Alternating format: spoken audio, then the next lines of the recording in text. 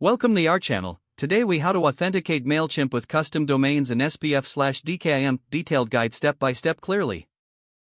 To authenticate Mailchimp with custom domains and SPF/DKIM, start by logging into your Mailchimp account. Navigate to the account menu by clicking on your profile name in the bottom left corner. From the drop-down, select Account. In the Account settings, locate the Domains tab. Click on Domains to view the domains associated with your Mailchimp account.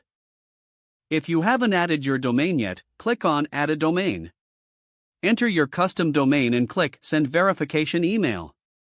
Access your email inbox and find the verification email from Mailchimp. Click the verification link within that email to verify your domain. Once verified, return to the domains page in your Mailchimp account. Locate your newly verified domain and click on Authenticate. You will see options for setting up SPF and for SPF, copy the provided SPF record string. Log in to your domain registrar's website. Navigate to the DNS settings for the domain you are authenticating. Add a new TXT record using the SPF record string you copied from Mailchimp. For DKIM, switch back to Mailchimp and copy the DKIM record string provided. Return to your domain registrar and add another TXT record. Paste the DKIM record string into the appropriate field. Make sure both records are saved properly.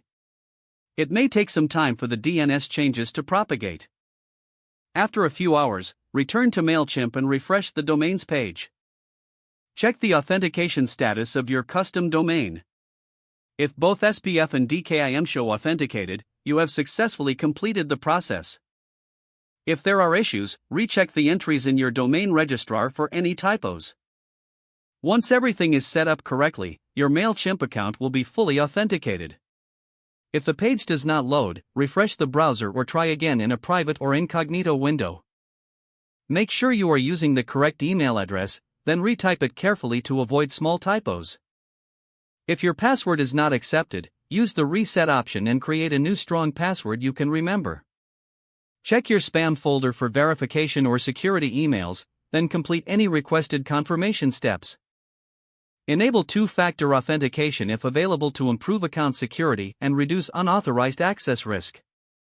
After signing in, review your profile details so your contact information and settings are accurate and current. Don't forget to like this video and subscribe to our channel for more step-by-step tech guides.